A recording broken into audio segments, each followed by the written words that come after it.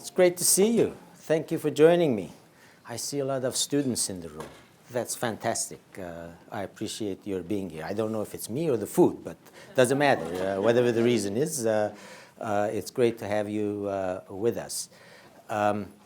Thank you, Aaron, for the introduction.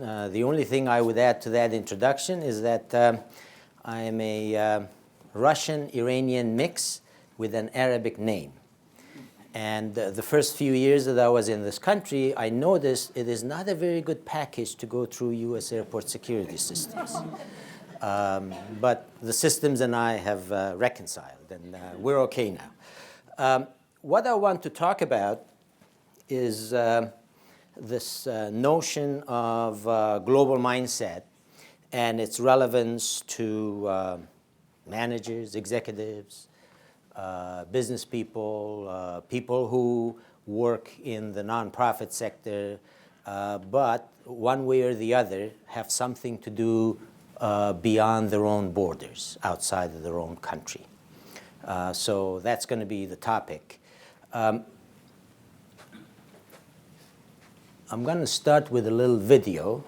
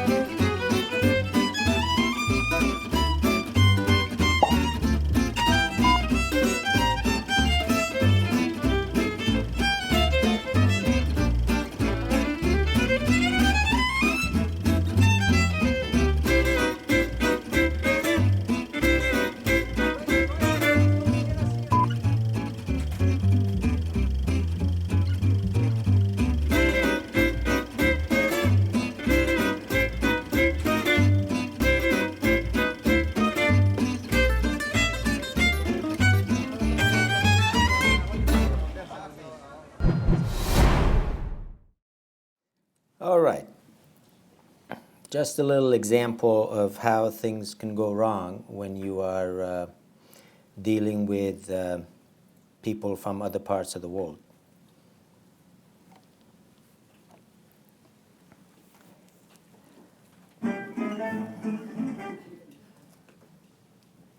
So I work at the Najafi Global Mindset Institute at Thunderbird, and a lot of companies approach us to work with them and do something with them. And the number one reason why they come to us is because they have global ambitions. They're looking for new markets or new supply chain partners, new talent pool, and that's what brings us to us. One of the companies we work with, I can't give you their name, and this slide has actually been doctored to protect confidential information. But their CEO has come up with an interesting way of presenting their company's global strategy.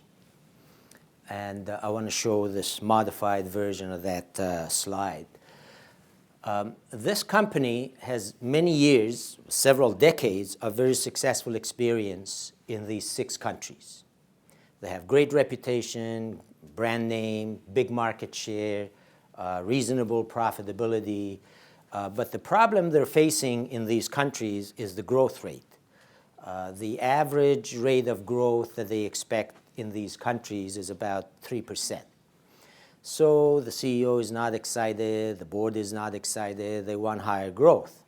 So to achieve that, they've identified some new markets that they need to get into, and they've realized that in all likelihood, they have to develop new products because the existing products that they have may not be suitable for the new markets that they're interested in. And based on all kinds of analysis that they've done, they've identified these 10 countries as their future markets. They're expecting an average rate of about 12% growth in these countries.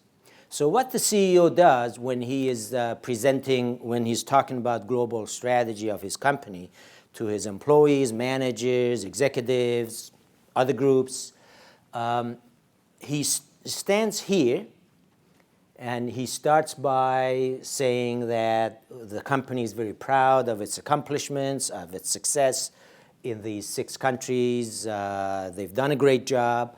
However, because of the realities of the growth rate and limitations, they need to go into new places. So when he's meeting with his managers or executives, the way he uses the slide is, this is where we've been, but our future lies in that side of the world.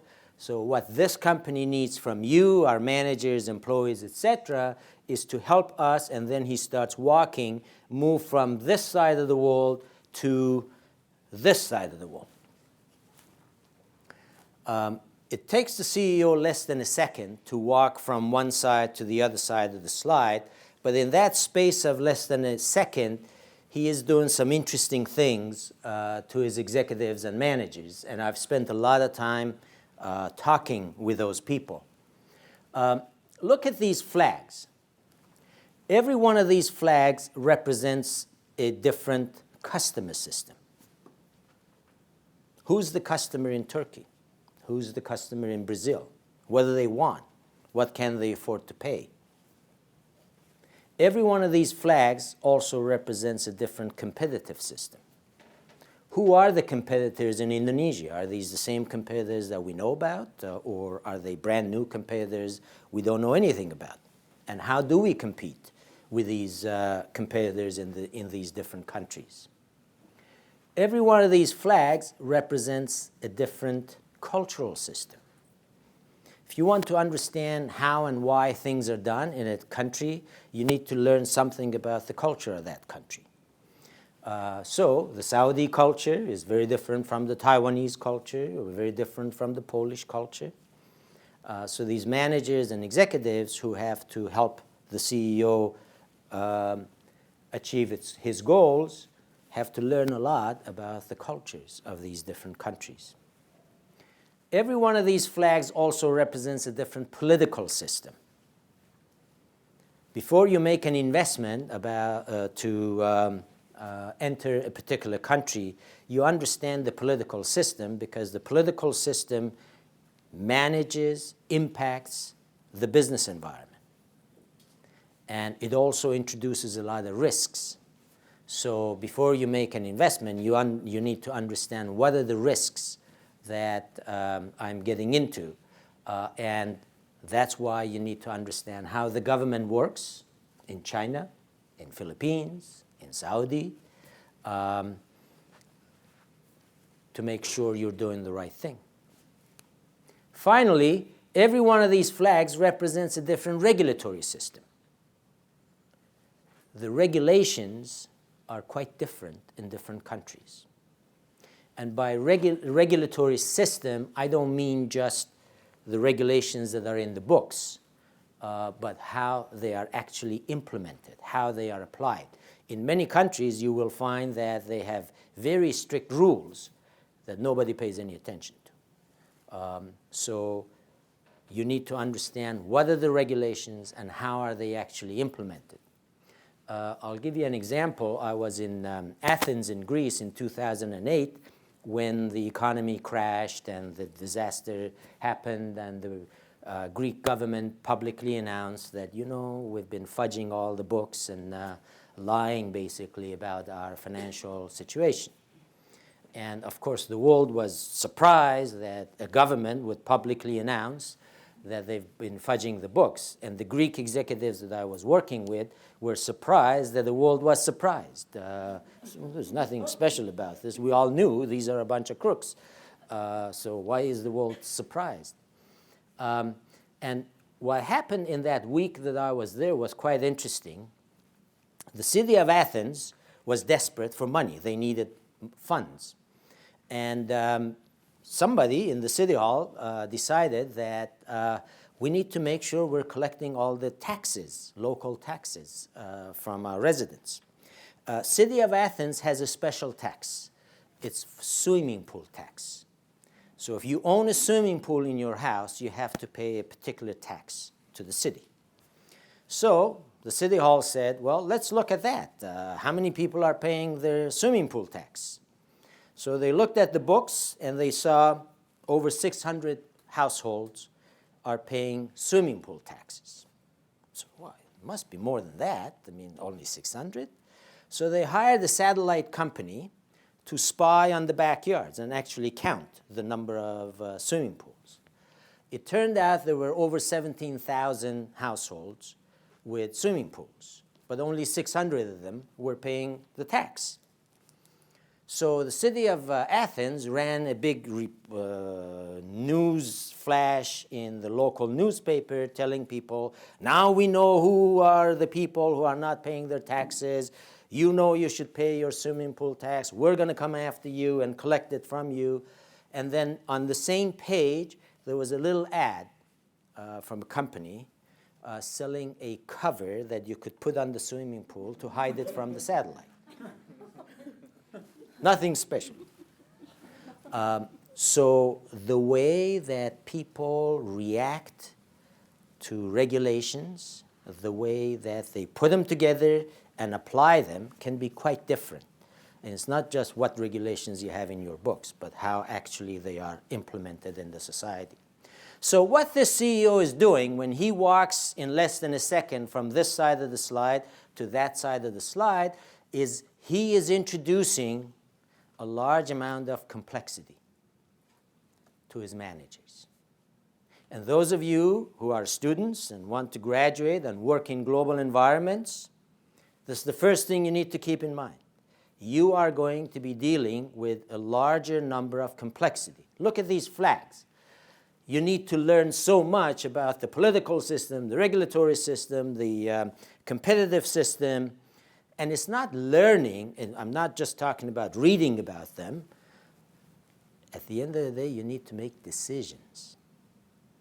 So all of this additional information that you need to understand, then you need to analyze and make decisions. What kind of products are we going to put out there? What kind of pricing? How do we distribute it? How do we compete? All of those decisions have to be made based on all of this new additional information. So a big part of the complexity of working in global environments is the additional variables, the additional decision points that you have to deal with, and the additional amount of information that you need to know and to learn. So one challenge to business schools and universities is how do we prepare our students to be better able to deal with the additional level of complexity. I'll talk about that a little later. DDI is a very big consulting firm. They do a lot of leadership development in many countries, assessments and things like that. And they did a study of senior executives and HR people in many countries. And one of the questions they asked them was, what are the challenges in your company going global? The number one reason by the number one concern by the senior executives was the readiness of my company to stop thinking like a local company and to start thinking like a global company. We may have operations in different parts of the world. We may have business, products, markets, but we still think like a local company. I'll give you an example of that. In mid-1990s, I took a 4-year sabbatical and worked in a very large Canadian natural gas pipeline company. And the headquarters of our company was in Calgary in Western Canada. And a couple of times a week, our HR group would send emails to all over. We had operations everywhere, South America, Asia. Our biggest operation, of course, was in Houston and many other countries. So our HR group would send emails to everybody in this massive corporation. Here are things that are happening in Calgary this week. So these people from Buenos Aires or Shanghai would send emails to HR saying, why are you sending this email to me? I don't care. I'm not in Calgary. I have nothing to do with Calgary. Why do you want me to know who is meeting with whom in Calgary? And the head of HR would respond to them immediately saying, you are receiving it because you are in our address book. So receive it and shut up. If you don't like it, delete it. That is an example of local thinking. Here we are, billions of dollars in business and operations all over the world. We think Calgary. That's where the headquarters is. In fact, I had a real interesting experience myself. We were down, a group of us from headquarters were down in Houston meeting with our American colleagues. And the meetings were not going very well because our issues in Canada were different from the issues that our colleagues in Houston were facing, and we were having a hard time bringing these things together. So the meetings were a little hot. And sometime during one of our meetings, one of our American colleagues pointed to us and said, you Canadian imperialists. And we looked at each other and said, this must be the first time in human history that those two words have gone together.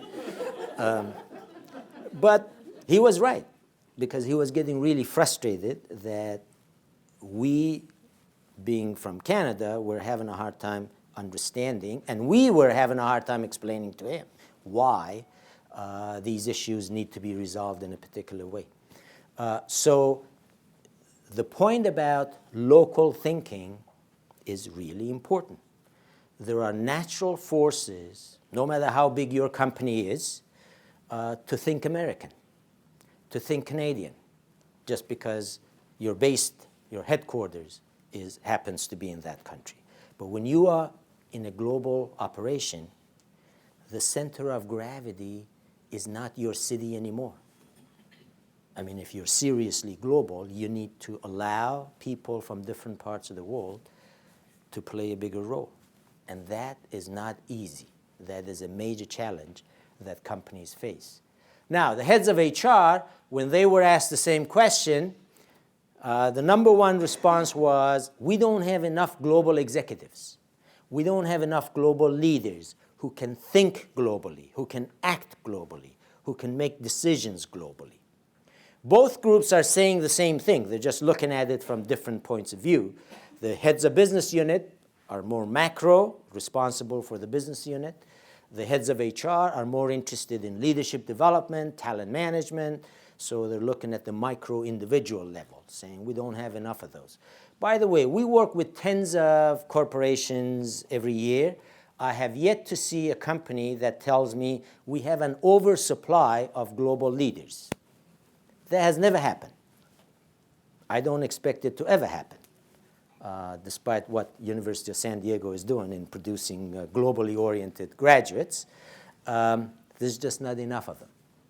I'll explain in a minute why that is actually the case. And when DDI did a survey of CEOs of corporations, one of the questions they asked them was, what are the leadership competencies in your company? What is important to you as CEO in terms of leadership capabilities of your executives?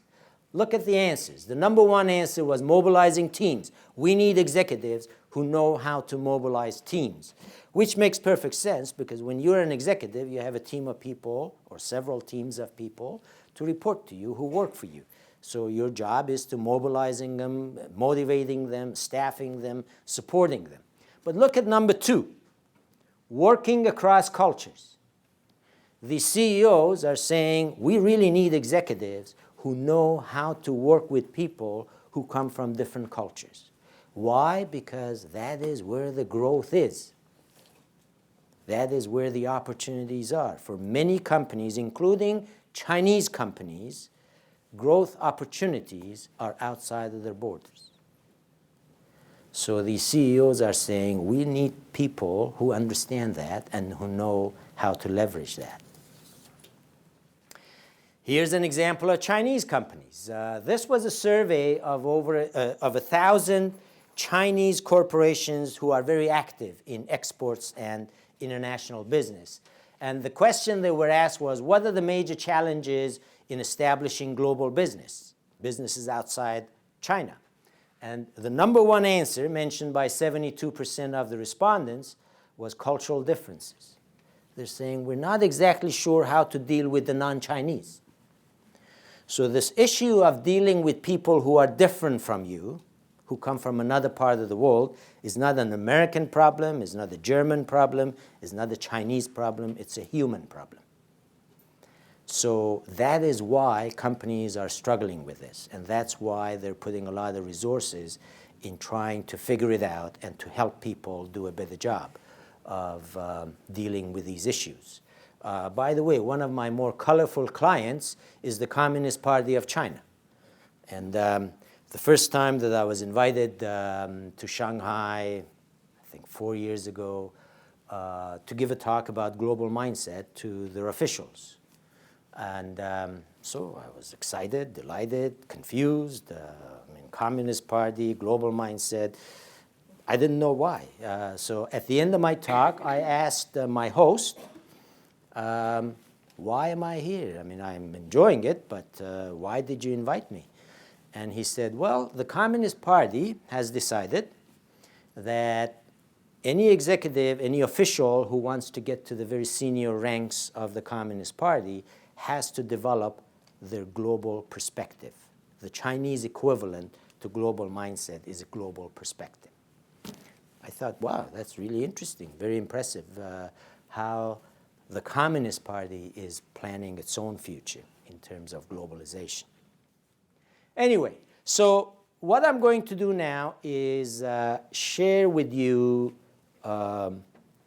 my understanding of what it means when a company globalizes.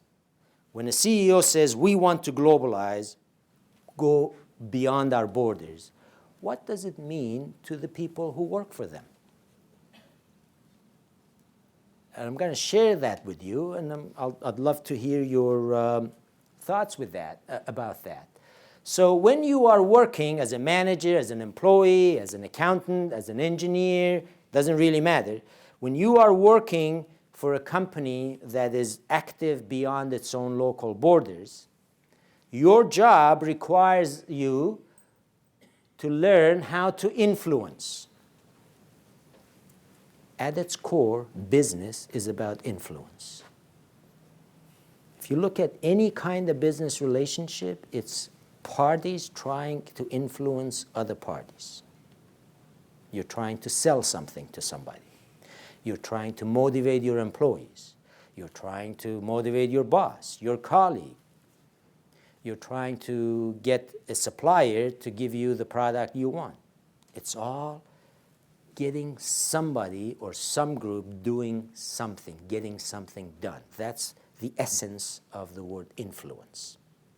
So when you're working for a globalized or globalizing company, your job requires you to influence individuals, such as your supervisor, groups, such as your project team, your functional team, your direct reports, and organizations, regulatory agencies, supply chain partners, client organizations. Now, some of these people you're trying to influence belong to the same company. In other words, they're your colleagues. So they may be more willing to listen to you. But a lot of them are outside of your firm. In other words, they don't report to you. The regulatory agency doesn't report to you. The client doesn't report to you, but you still have to influence. Now, when the company is globalizing, what that means is these people you're trying to influence, they come from a different cultural background, a different political background, and a different regulatory background compared to you. Doesn't matter where you're from.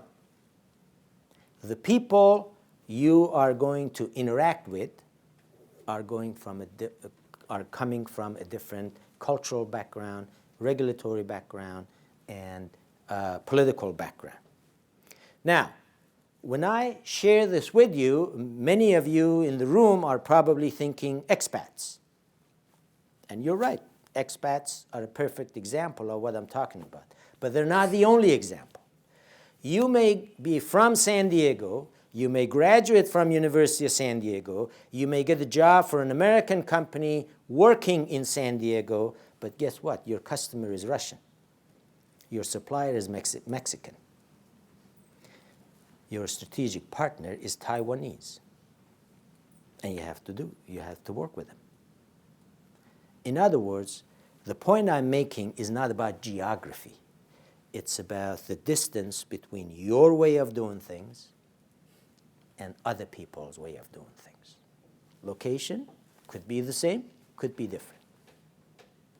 So when the company is globally active or globally exposed, the people who work in that company are increasingly having to deal with these diversities and these differences. And by the way, you have to do this under conditions of rapid change and high uncertainty. In other words, as a graduate of USD starting to work for a global company, you really don't have the option of saying, this is a very interesting theoretical question. I'm going to take a 3-month sabbatical. I'm going to go home, figure it out, come back, and give you the answer. Business people don't have that option. Professors do. That's what makes our job interesting. But when you're working for a corporation, you don't have that option. You got to figure it out as you go. Which means the more that we can prepare our students during their studies and during their program, the easier it will be for them. And that's why businesses, other organizations are coming back to schools and universities and saying, you know, you really need to globalize your education. What they are talking about is you need to prepare your graduates for this reality. Does this picture make sense to you? Good. Now I want to ask you a question. I'd like you to think back about your elementary school days, your high school days, your childhood, your teachers, your textbooks. How many people in the room remember your teachers and textbooks teaching you how to live and work with people who are different from you? Raise your hands. Look around. We've got 1, 2, 3, 4. That's an impressive group. Very good. I gave a talk to 1,000 executives 3 years ago. And I shared this with them. And I said, is this happening in your company? Everybody raised their hand. And then I asked them the second question. 13.5 people raised their hands. The half was a woman in the audience who couldn't make up her mind. They're going up and down. And so we counted it as half. But I asked this question from hundreds of managers in a group like this. You would see maybe 2 people. In other words, what companies are asking their managers to do is not something that those managers are naturally wired for, are naturally developed for. That's why HR people are saying, we don't have enough global executives. Well, of course not. Why would you expect to have them? Because our system doesn't produce them. Now, the 5-year-old of today, the 7-year-old of today, hopefully the elementary school's education of today is dealing with that, is preparing them for that. But we're dealing with adults right now. And as you saw, most adults grow up learning how to live and work with people who are like them. And now companies are saying, well, that's good, but not good enough. We need you to live and work with people who are different from you. And that is the disconnect. Globalization creates massive opportunities. That's why the CEO loves that slide. That's where the growth is. But at the individual level, it creates challenges.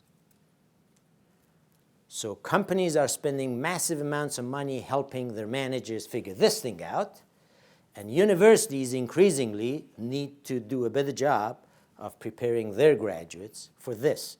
My biggest client in the US is Ernst & Young, the accounting firm.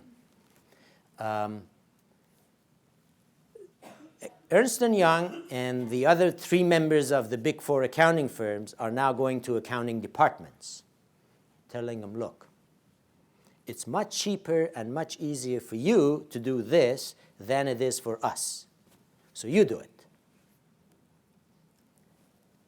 We'll give you the support, the resources, whatever it takes for you to figure it out, but we really need you to do this. In other words, what the big 4 accounting firms are now saying is, it's not enough for us to hire technically competent accountants. We need technically competent accountants who are globally ready. It's that last part that is the challenge. Marketing, accounting, finance, management, HR, they all have the same issue. Engineering. So the challenge is, how can we, as educators, help our graduates be prepared, be more ready for this? And those graduates who are ready are very marketable. Employers love them. So back to the DDI survey, they surveyed a large group of executives in global roles. So these are people with titles like global head of HR, global head of marketing, global head of product development, global head of IT. And one of the questions they asked them was, what kind of knowledge and information do you need to be successful in your job? The number 1 answer was, I need to know how the governments operate in the countries that I'm interested in, because that makes a big impact on the success of my business. That was the number 1 answer. Number 2, I need to know the customers in different countries. And number 3, I need to know how people do business in different countries. I'll give you a couple of examples of these. Starting with the last one, I work with American companies, a number of American companies in Saudi Arabia. And the typical complaint I hear from American executives is, I fly all the way to Riyadh or Jeddah, and these are long flights. I get there, these people are so nice, so hospitable, so warm. The first couple of days, all they do is socialize, take care of me, make sure I'm having a good time. But I'm not there to have a good time. I want to make decisions. I want to get business done. When am I going to get to business? And my response is, you are doing business, but you're doing business their way. Because the part that you think as loosey-goosey stuff is actually very important to them in building the personal connection with you. They won't do business with you the way you like it until they go through what is important to them. When I work with managers in different countries, if I get a chance, I always ask them this question. So when I'm working with a group of Americans, my question is, let's say you are a brand new American manager of an American team working for an American company in the US. What are some of the things you do to build trust and relationship with your new team? And the typical responses I hear from American managers is, well, you know, it's important for my team to know that I'm qualified for this job, that I have a track record, there is a reason why I got this job. So I need credibility, and the credibility comes from my track record. They need to know something about my former accomplishments. On top of that, as a manager, I need to help my team understand where are we going, what's our direction, why, what are the plans, how are we going to get there. I need to support my team, and I need to make sure that all members of my team contribute, participate in the discussion, in the debate. This is not my decision. It has to be a collective decision. These are typically what I hear from American executives. When I'm in other countries, I ask the same question. So I was in Seoul, in Korea. I asked a group of Korean managers. Let's pretend you are a brand new Korean manager of a Korean team working for a Korean company in Korea. What are some of the things you do to build trust and relationship with your brand new team? They said, oh, we call it MBA. I said, wow, you need an MBA degree to do this? No, management by alcohol. If you want to build relationship and trust with your team, you take them out every night, you eat, you do a lot of drinking. When everybody is half drunk, you start having serious conversations. That's how you build trust in Korea. I've asked the same question from a lot of Middle Eastern executives. So I asked them about credibility. They said, what do you mean credibility? I have this job because of my last name. My cousin owns the damn thing. My father owns it. My uncle owns the company. So that's why I get this title. That gives everybody credibility. So okay, how do you build relationship? Well, I take them out, we socialize, our families get together, our kids get to know each other, we go out, eat, drink, non-alcoholic, smoke water pipe. That's how we build trust. In other words, if you listen to American managers, there's a lot of emphasis on what happens between 8 and 5 in the morning, during the day. If you listen to the Koreans and Asians and the Middle Easterners, it's what happens after 5. That's an example of how business is done differently in different parts of the world. Now, if you're an American manager and you've just been appointed as a manager of a Korean team, if you don't know that, the actions you're going to take, which are your natural actions, is not going to work. Is not going to build the trust and the relationship that you expect to build with your team. That's why when you are in a global environment, you need to know a lot more about how things are done in different parts of the world. Okay? So I'll give you a big example now of all those 3 things. In January of 2011, I was flying from Mumbai to Pune in India, and I was flying with Jet Airways, which is an Indian carrier. And I was reading their in-flight magazine. And I saw this ad in that magazine. It's about hiring flight attendants. Be part of the best hospitality offered in the skies. And then at the bottom, they tell you what they're looking for. And here's a bigger version. So age, between 18 and 27 years. Height, male minimum 170 centimeters, female minimum 157 centimeters. Weight in proportion to height. Marital status, unmarried. Physical features, pleasing personality with an unblemished complexion and good eyesight.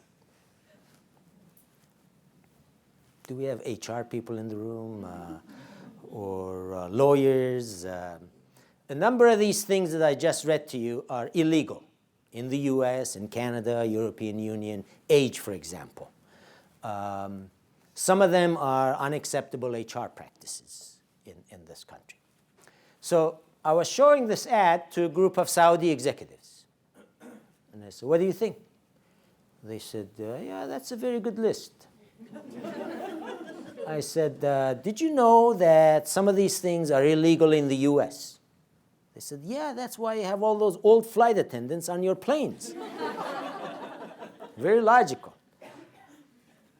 I showed this ad to a group of Hong Kong executives. And a female executive said, the first time that I flew with an American carrier, I looked around and I asked myself, doesn't this company have proper rules for hiring the right kind of flight attendants? Who are these people? I showed it to a group of Indonesian executives. They looked at it and said, this is what we call a proper list. Now, the reason I'm showing this to you is not to have a debate on whether US HR rules and regulations are better or worse than Indian or Indonesian or Saudi. But everything you see here, by the way, is perfectly legal in India. There's nothing unacceptable or wrong with these requirements in India. Those of you who are taking global HR courses, global regulations, etc., you may be interested in the question of which is better, why, etc. That's not why I'm sharing this with you. The reason I'm sharing this with you is this. So let's say, particularly the students in the room, let's say you are successful, you graduate from USD, and you are hired by American Airlines to be the India country manager for American Airlines. Great job. So now you've been in Mumbai for a month, and one of the things you need to do is to hire flight attendants. Question is how? How do you go about hiring flight attendants? Option one, you might think, okay, I represent American Airlines in India. I am not going to do anything that could put my company at a competitive risk or a competitive disadvantage against my Indian competitors. So, if the Indian consumer prefers flight attendants between 18 and 27 years, or people who are not heavy, or etc., I'm not going to hire a 40-year-old flight attendant. That could be a risk. So, you may decide, I'm going to run exactly the same ad, except replace this with American Airlines India. It's perfectly legal in India. So you're almost there to make your final decision, and then suddenly you remember, oh, wait a minute. American Airlines had an orientation program for us, all new employees. And in that orientation program, they told us, we do not discriminate on age or weight or whatever, marital status. It's unacceptable. Oh, so now, if I run this ad in India, I'm perfectly fine in India. Everything legal. However, I am breaking my own company's rules. So then you might say to yourself, but you know, at the end of the day, my performance is going to be evaluated based on growth, profits, revenues in India. If I'm bringing a lot of money in India, who's going to care if I broke one little rule in my company's rule book? So you go ahead. You run this ad with American Airlines India in India. A month later, and a female LA Times reporter is sitting in your plane, reading your in-flight magazine, and she sees this ad, which she replicates in the business section of LA Times with a tiny little headline, look what American Airlines is doing in emerging countries. And you know how social media gets excited about these things. Now what are you going to do? First of all, are you going to have a job? I mean, that's going to be the first question. So the reason I'm showing this ad to you is to explain that when you are a local manager working for a local company in your country, all you have to do is follow the rules, the norms, the expectations of your country. The minute you and your company crosses borders, you as a manager are now going to be faced with conflicting expectations, contradictory requirements, the Indian consumer's preference, American Airlines rules, or American social media. So your job as a global manager becomes a balancing act. How do I balance against these conflicting requirements, expectations, drivers? So another reason why being a manager in a global environment, or an employee, doesn't matter, in a global environment is more difficult than a local manager is because you are going to face paradoxes, conflicting requirements, conflicting expectations. Complexity and paradox. Those are the two major drivers of what it means to be a global manager. Now, sometimes companies try to make it easy for you. So American Airlines may tell you, you discriminate, we fire you. Okay, I get it. I'm smart, I understand, I'm not going to do it. Problem is, many of the issues you have to deal with are not black and white. Those are the easy ones. Problem is, a lot of the issues you have to deal with are all in the gray area. So they require judgment call. So another thing that universities, educators need to think about is how do we develop the judgment capacity of our students and graduates to be able to deal with these paradoxes. You won't have that issue if you work in a local company, in a local environment. But you will have to face it the minute you cross borders. It comes with the territory. Okay, so far what I've done is I've explained to you what does it mean to be in a global environment and why it is more complicated, it is more difficult than being in a local environment. So obviously the next question is, well, okay, how do we succeed? What do I need to be successful? And our answer to that is global mindset. Those individuals who have a high global mindset are more likely to be successful in dealing with the complexity and the paradoxes of global challenges and global roles. So I'm going to explain to you exactly what we mean by global mindset. But just to give you a little bit of background, we started the Global Mindset Project at Thunderbird back in 2004. And here are our objectives. We wanted to define it, which I'm going to share with you in a minute. We wanted to understand where it comes from. We wanted to design a scientific questionnaire, which we have done. It's called Global Mindset Inventory, or GMI. We wanted to conduct large-scale studies. We now have over 26,000 managers in our database in many countries.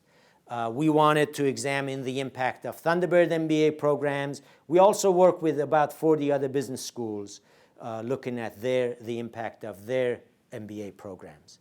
And of course, we offer a suite of solutions to companies, managers, workshops, consulting, all kinds of things to help them improve the profile of global mindset. Here's a sampling of the companies that we've been working with. You see some American companies, Amex, Dell, Cisco, IBM, but Aditya Birla is a very large Indian company. BP, of course, is British. Bank Mandiri is Indonesian. Grupo Alpha is Mexican. Cochlear is Australian. Henkel is German. Idro is Norwegian. LG Electronics is Korean. SCT, Sabic is Saudi, Shiseido is Japanese. So the nationality of the company is irrelevant. These are all corporations that have ambitions beyond their own borders. They're trying to be successful doing things outside of their own home countries. And here's most of the business schools we work with. Many are in the US, of course, but Zayed University is in the United Arab Emirates. University of Auckland is in New Zealand.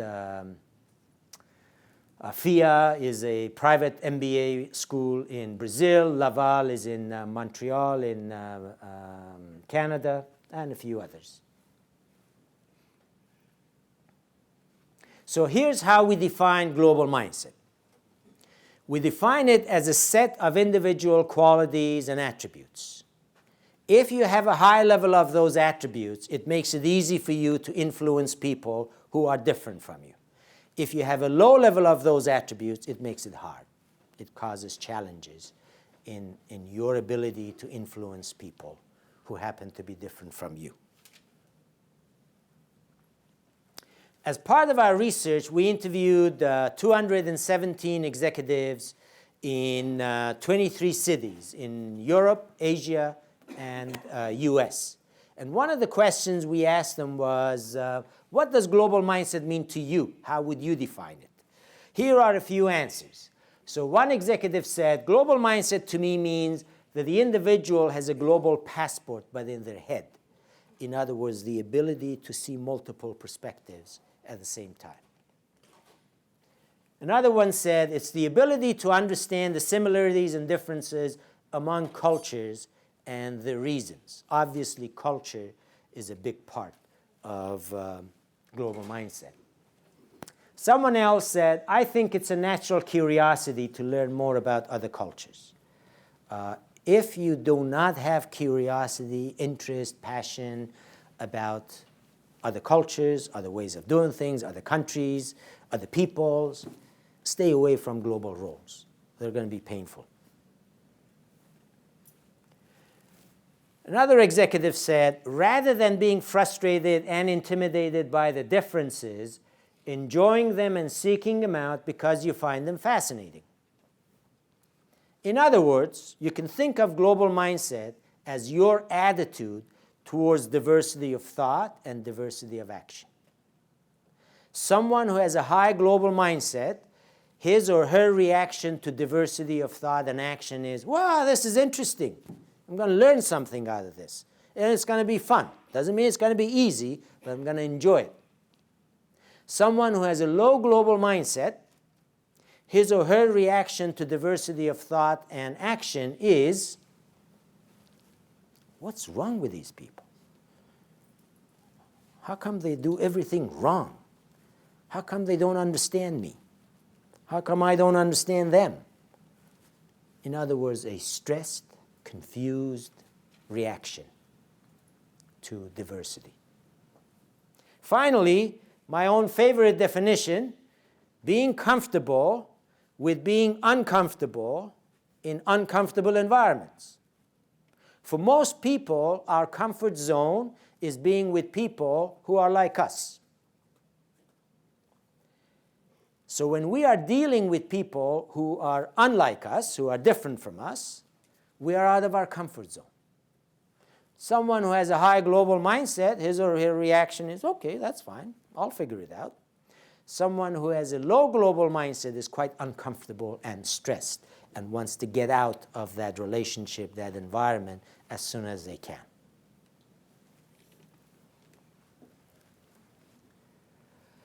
As I mentioned, our biggest client is Ernst & Young, and this is a quote from,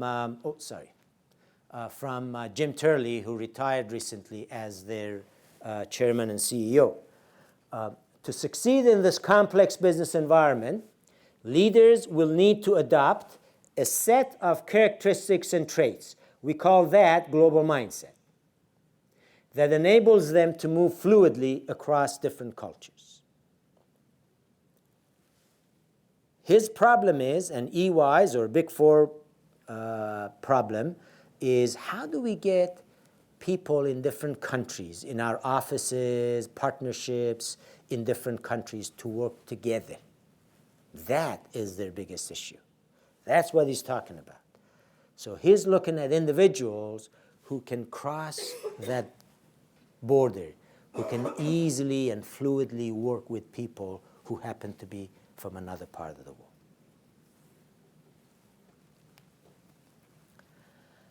So, global mindset, now I'm going to get into the details of it. I mentioned to you that it has, it's a set of characteristics.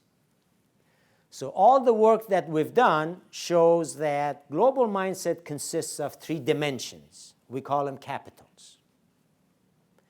Intellectual capital is the cognitive side. It's what's going on in the brain. It's what you know, the information you have, the knowledge you have about customers, regulations, governments, histories, cultures in different parts of the world. It also relates to how easy it is for your brain to handle all of that additional information. That's what we call intellectual capital. Psychological capital, the second dimension, is about, do you like it? Do you have fun? Do you enjoy being in a global environment? It means, are you passionate and curious about other people, other ways of doing things? I'll give you an example. I work with a number of Chinese companies, and we work sometimes together with the executives in different cities in the world, different countries. So we go to Frankfurt. Where do my Chinese executives want to have dinner? Chinese restaurant. Why? Because that's the comfort zone. That's what they're used to. They have no interest in anything else. And the funny thing is, we have the food at the Chinese restaurant in Frankfurt and in Madrid or someplace, and at the end, everybody complains. This is not very good Chinese food. It's not authentic. And I said, why do you expect it to be authentic? If you want authentic food, eat it in Beijing. Why do you expect the Frankfurt Chinese food to be the same as Beijing Chinese food? So psychological capital refers to your interest. And it's really important because it's the source of your energy. That psychological capital is your engine. It gives you the energy, the motivation to use your brain in a global environment. If you're not interested, your body is not going to dedicate the energy. You get bored, you get tired, you get abrupt, you just don't want to be part of it. The other part of psychological capital is what we call quest for adventure, which means how much of an Indiana Jones you have in you.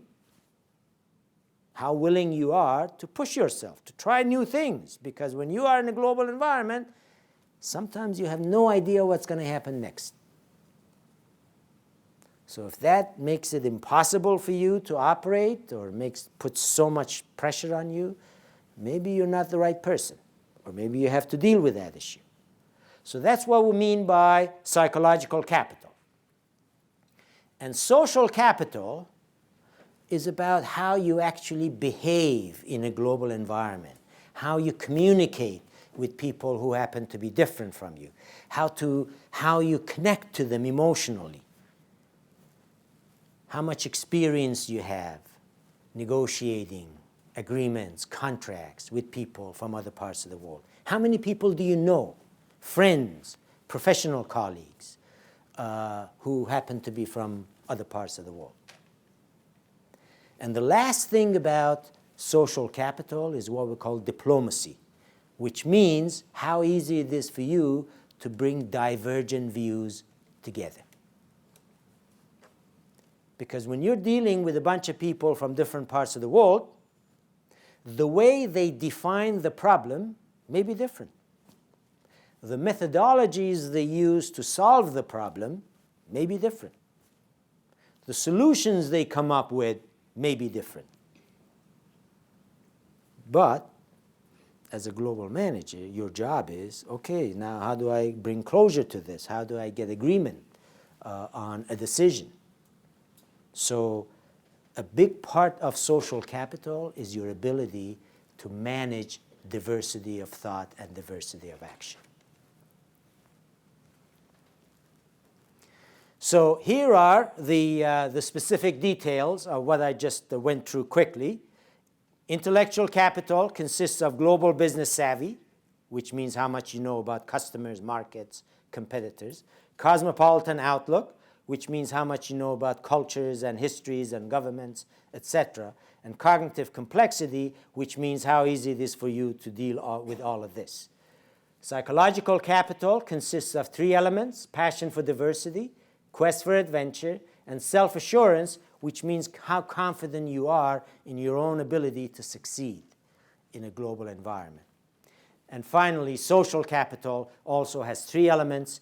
Intercultural empathy is how you connect with people. Interpersonal impact is how you negotiate with people. And diplomacy is how you bring divergent views together. So the picture you're looking at is what we call global mindset. And the questionnaire that we created is an instrument that has items related to everything you see on the screen. So when you complete the questionnaire, it's an internet-based questionnaire, takes about 10 to 15 minutes, is available in 6 or 7 languages, etc. Once you complete it, it shows you your own profile in terms of everything you see here.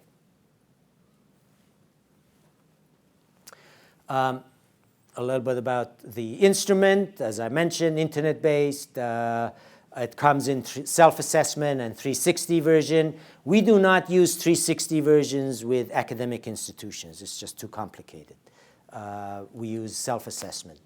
The science behind it is very strong. We actually hired an instrument design firm to work with us to design the instrument. Available in Chinese, English, Russian, Portuguese, Japanese, Spanish, French, and Korean. The reason for these languages is we have clients, and sometimes a Korean client tells us, our managers are more comfortable answering the questionnaire in Korean. Okay.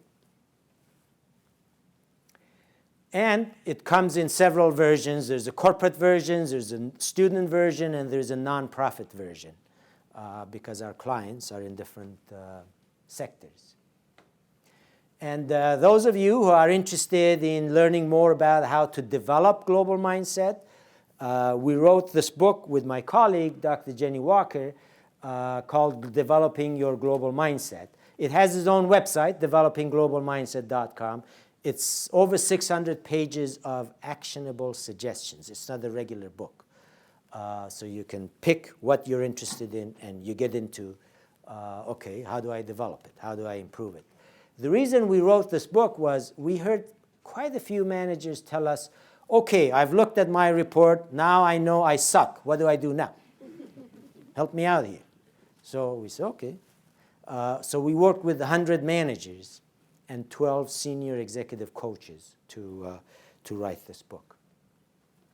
And if you want to know more about who we are and what we do and learn more about global mindset, our website, globalmindset.com, has a lot of information. It's really a very user-friendly website. It's been recently totally redesigned. It has videos, interviews, all kinds of things about the subject. We have a report exactly in terms of what we do, the research, the clients we work with, our publications, presentations, awards that we have won, endorsements from all kinds of corporations and executives and academics. We also certify people. We certify professors. We certify HR people, executives. We have almost 300 certified people. There's one CEO who wanted to be certified because he said, this is important to my company. I want to be certified so I'm able to explain it to my company. We also have government officials, HR people, and we have people from organizations that I'm not at the liberty of mentioning to you. We have, as I mentioned, we have 26,000 people who have taken the GMI. And in terms of solutions, we offer workshops. We do joint research with a number of business schools.